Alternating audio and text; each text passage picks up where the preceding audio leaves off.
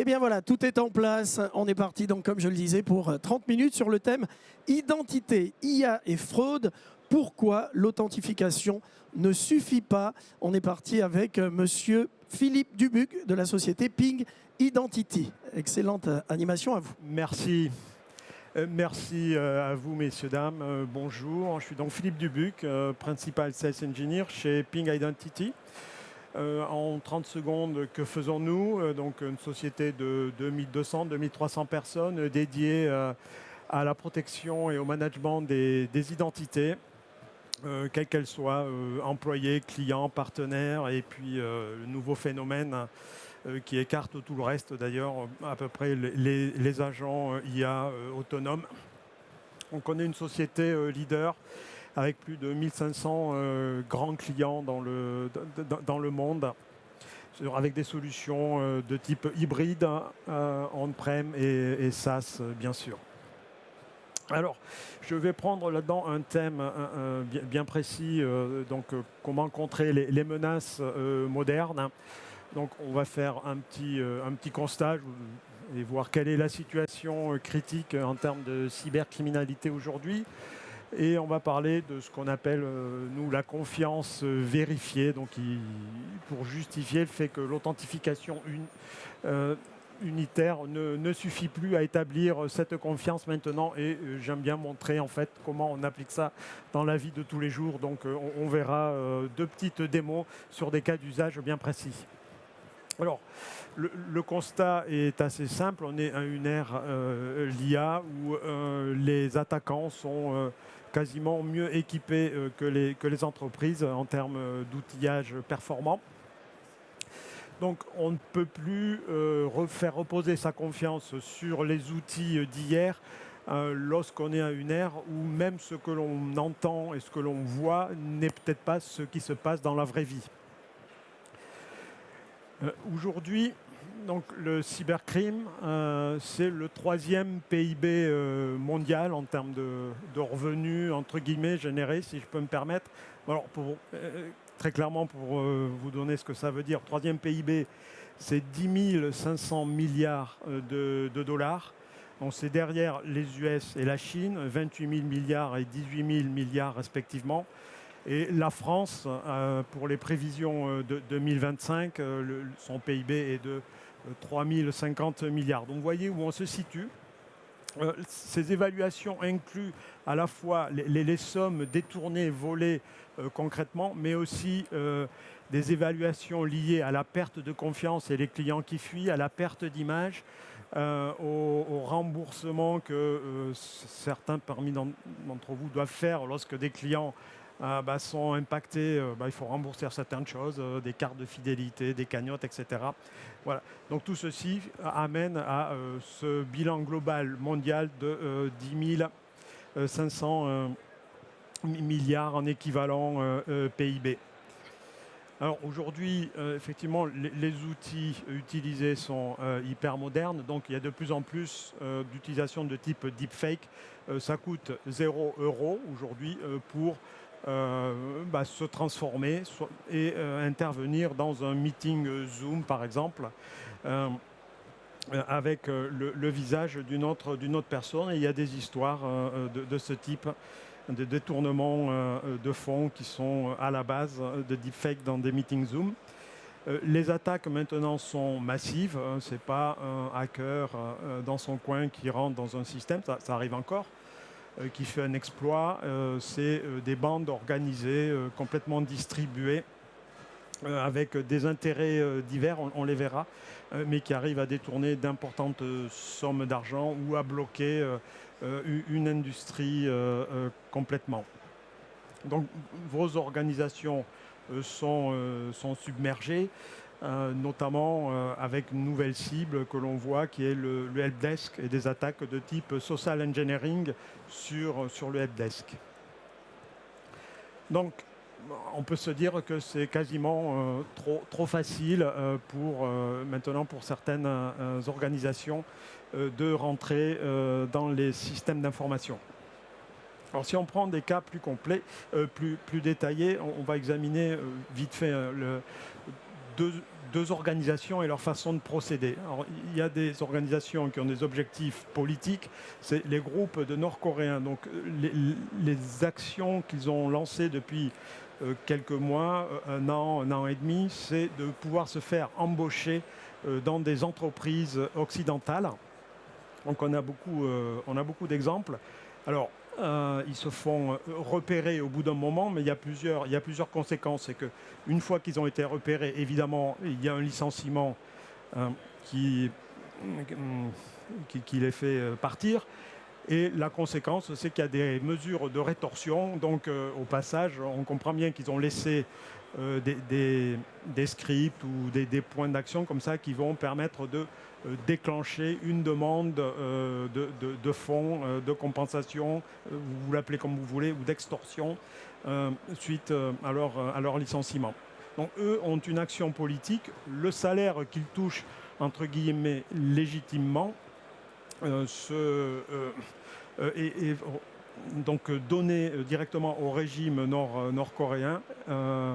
Donc c'est une action politique. Donc il y a à peu près 300 entreprises américaines qui ont été impactées. Le phénomène arrive en Europe aussi, et donc on commence à avoir en Allemagne et en Angleterre des entreprises qui ont recruté des Nord-Coréens. Tout ceci, c'est à la base le travail à distance. Donc les scénarios sont hyper rodés. Alors, à l'autre extrémité, les attaques sur le helpdesk, c'est la spécialité d'un autre groupe qui s'appelle Scattered Spider. Alors, eux, ce sont des anglo-saxons et eux, ils utilisent la faille, c'est l'humain. Donc, ils contactent le helpdesk et se font passer pour un employé et demandent une intervention du helpdesk pour faire un reset de mot de passe et ensuite c'est fini. Ils vont très vite, en 24 heures, ils sont capables de déposer des scripts, des bouts de code qui bloquent complètement un système, un IT complet, et il y a une demande de rançon. Donc eux, ils sont aussi en connexion avec des groupements russes pour s'échanger des informations sur les accès. Donc voilà pour ces petites histoires.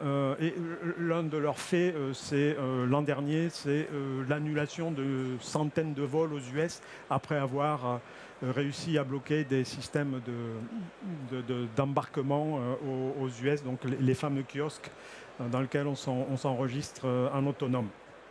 Donc voilà leurs petits exploits. Donc tout ceci pour vous dire en fait que les points à protéger, il n'y en a pas qu'un seul. Il y a ce qu'on va appeler le onboarding. Donc là, on va faire référence aux Nord-Coréens, c'est-à-dire que c'est même en anticipe au maximum l'onboarding, c'est à l'entretien d'embauche que ça peut se passer. C'est-à-dire que les personnes, elles ont détourné un profil LinkedIn, passent les embauches. Ce sont des gens extrêmement qualifiés, donc ils font valoir ces qualifications. Par contre, ce n'est pas qui ils prétendent être. Donc dès cette phase-là, il faut avoir des mesures en place pour vérifier cette identité. Ensuite, il y a les étapes de login. Alors là, c'est peut-être un petit peu plus classique. Effectivement, les personnes se connectent. Il y a des systèmes de SSO autour des fournisseurs d'identité tels que les IDP.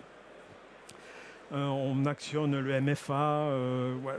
Voilà. Et puis, quand il y a des étapes où on a besoin par exemple, de s'assurer d'une identité pour une opération critique. Si c'est un client, par exemple, qui fait un achat, on va peut-être s'assurer à ce moment-là de son identité. Et puis, comme je le disais, il y a la porte helpdesk aussi qu'il faut sécuriser avec une forte activité de type social engineering sur ces points d'entrée-là. Donc, les numéros sont publics et tout, donc il suffit d'appeler un helpdesk qui a vocation à assurer le support des employés. Donc, l'approche courante que l'on connaît, c'est l'authentification. Alors, l'authentification, on sait la renforcer avec des mécanismes de détection contextuelle. Est-ce que le contexte est connu, normal, risqué, etc. Donc, s'il y a du risque, je mets de la friction, c'est-à-dire je mets un second facteur plus ou moins dur, une notification push, pas un OTP, s'il vous plaît. Ça fait, on connaît sa fragilité. Voilà. Mais cette approche, qu'est-ce qu'elle me garantit? C'est que je connais un compte je connais un username, je ne connais pas une personne.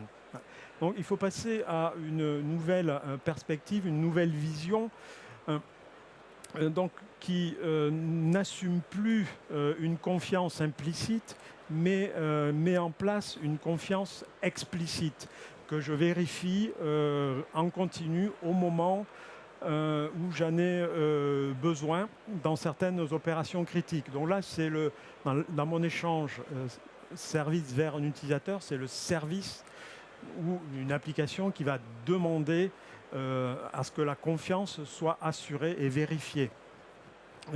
Et ça permet aussi, vous voyez le lien avec le helpdesk, d'assurer aussi la confiance dans l'interaction de user à user. Et ça, je vous l'illustrerai.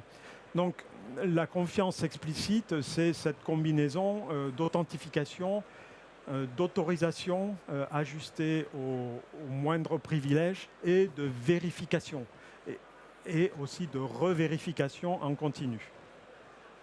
Alors chez Ping, on a appelé ce concept-là la confiance vérifiée, Verified Trust. Alors ce n'est pas un nouveau produit, ce n'est pas une fonctionnalité dans un produit, c'est en fait une approche globale que l'on vous propose, un framework.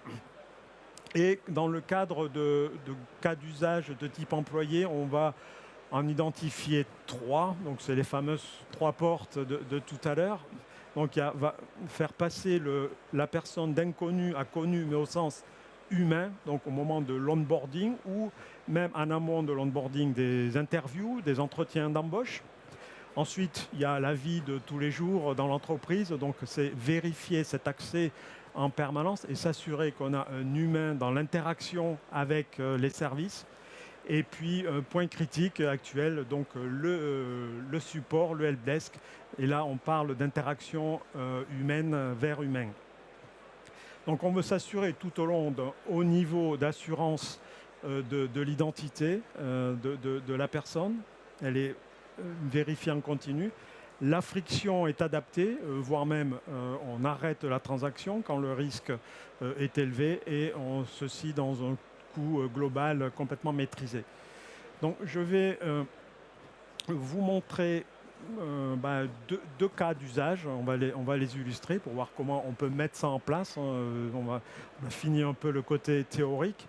C'est construit sur les solutions de Ping. Donc vous allez voir de l'orchestration, donc comment le parcours se déroule. Dans un premier cas d'usage d'onboarding, donc je vais identifier, vérifier la personne.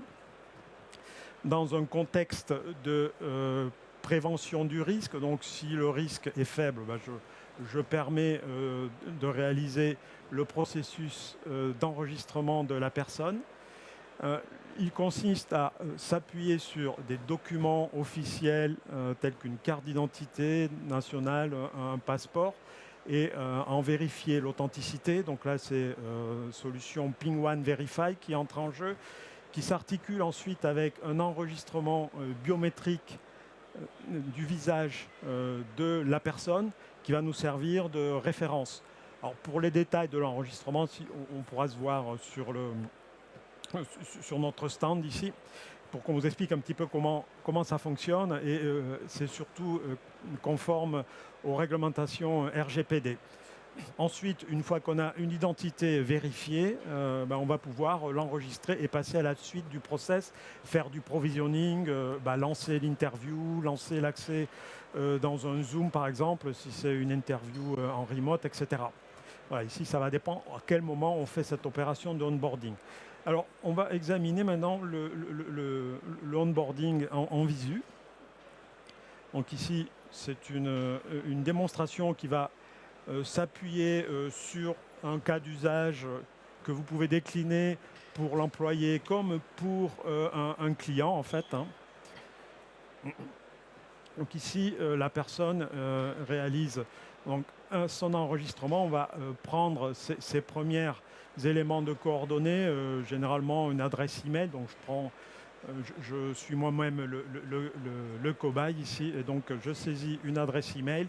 Au passage, on minimise la friction, comme c'est un document d'identité, qui est utilisé à la base. Vous allez voir que je ne vais pas demander une saisie de nom, de prénom. Tout ça va arriver depuis le document et en plus, c'est validé par le gouvernement. Voilà, la vérification va commencer ici. Donc, un QR code est présenté et la suite se passe sur le mobile. Le mobile, il n'y a pas besoin d'application installée. Ça se passe avec le navigateur, on flash et on déclenche le canal en parallèle qui va permettre de prendre sa pièce d'identité. L'application vous conduit, hein, elle reconnaît si on a une pièce d'identité qu'on doit retourner ou pas. Ici, je prends mon passeport, j'ai un peu caché mes informations. Je ne peux pas travailler avec de faux papiers, bien sûr. Voilà, ici, le document est lu, les données sont extraites, la photo est extraite. Et maintenant, je prends mon selfie. Le selfie va permettre de justifier que je suis un être vivant présent dans le process et on va le faire matcher avec, en bon français, on va le faire correspondre avec la photo prise sur le document.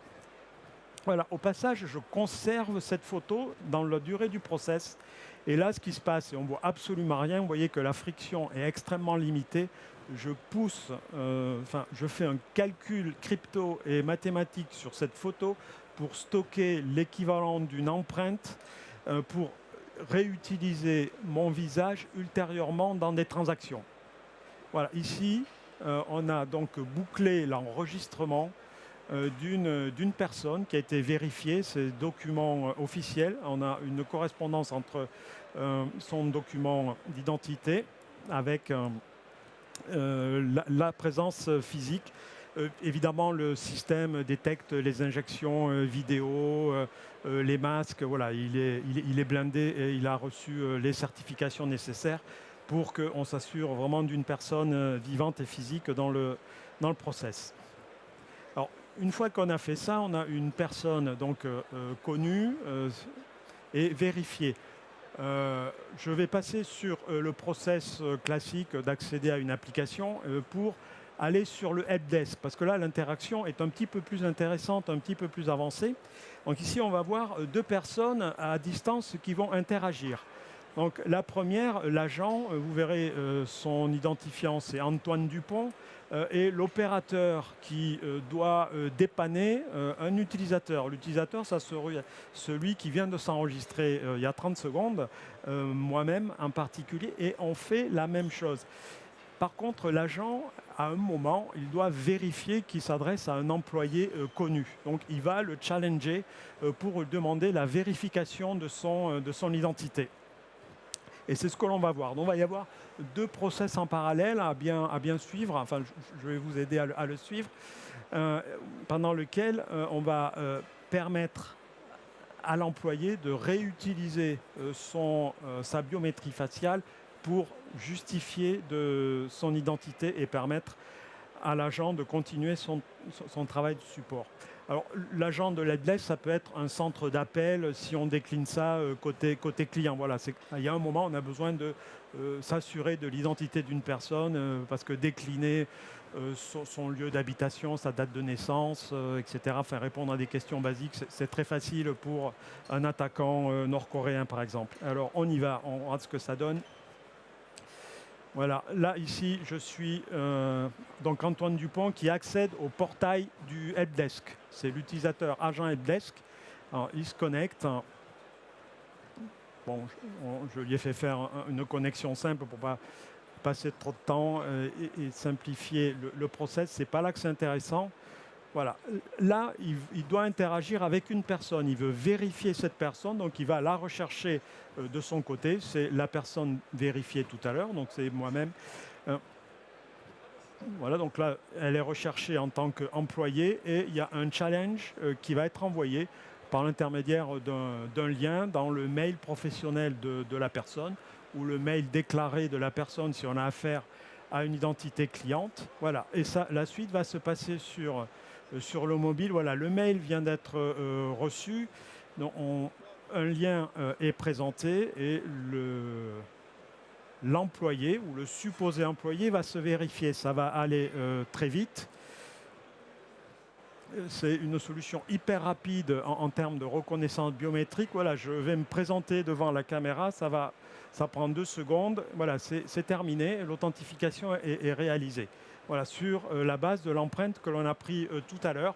Et là, l'employé, l'agent du helpdesk peut continuer avec une entité qu'il a maintenant confirmée et vérifiée et peut effectivement le déployer. Donc là, on fait, si je peux me permettre, un clin d'œil aux attaques que Scattered Spider a lancées il y a quelques mois donc, sur les compagnies aériennes en attaquant le helpdesk. Donc voilà comment illustrer les deux cas d'usage. Alors, pour synthétiser tout ça, en fait, la confiance vérifiée, donc c'est 3 disciplines qu'on a fait converger. Donc la sécurité de l'identité, donc ça c'est la sécurité, je dirais classique, donc l'authentification, le SSO, l'ajout du MFA, avec à gauche, la fraude à l'identité, la détection de la fraude. Donc, c'est la détection du niveau de risque. Est-ce que l'utilisateur qui se présente est dans des conditions contextuelles que je connais? Est-ce que c'est un robot ou pas? Est-ce que maintenant c'est un agent IA ou pas? Est-ce que est-ce qu'on a une attaque de type man in the middle? Voilà, tout ce type d'approche frauduleuse est détectée ici. Et c'est troisième pavé en bleu à droite, le niveau d'assurance le plus élevé que l'on peut obtenir avec la vérification de l'identité. Donc c'est la convergence de ces 3 piliers qui forment ce que l'on appelle donc la confiance vérifiée. Alors, elle était implémenté ici, et ce que vous avez vu en action, c'est ce qu'on appelle donc des services universels, avec comme principal avantage, c'est qu'ils sont indépendants de votre solution, donc ils sont préintégrés sur la plateforme cœur de Ping, bien sûr, mais toute infrastructure tiers sera intégrable. Donc il y avait 4 services. L'orchestration, c'est DaVinci, donc c'est celui qui a fait en sorte que les étapes se passent sans friction, de la vérification d'identité à la prise de la biométrie dans le premier cas. Ensuite, celle qu'on ne voit absolument pas, c'est la détection de la fraude. Là, c'est un service Protect, donc qui lui va permettre de détecter le niveau de risque. Et puis la vérification d'identité, dans l'étape où l'on fait la correspondance entre une personne et sa carte et son document d'identité, et Recognize, qui est la partie biométrique, l'étape qui va permettre une authentification hyper rapide sur la reconnaissance biométrique du visage. Alors, évidemment, tout ça, il faut que ça ait une valeur pour vous. Donc, il y a essentiellement 5 leviers stratégiques pour la confiance vérifiée en continu. Donc, le premier, c'est une approche par les risques. Et la fraude, c'est je diminue mon niveau de fraude et j'ai une meilleure couverture de mes risques, bien sûr. Surtout, c'est bloquer les nouvelles attaques qui ont des profils montés via l'intelligence artificielle. Ensuite, je peux me permettre une hyper-automatisation et donc adresser des coûts opérationnels, notamment au niveau du helpdesk. Il y a l'équilibre avec l'expérience utilisateur. Vous avez vu que c'est très rapide. Hein. Les 2 vidéos chacune ont duré moins de 2 minutes. Pour des opérations de vérification, c'est assez facile. Ensuite, il y a une approche qui n'est pas Big Bang. Comme je l'ai dit, on va s'intégrer sur ce que vous avez.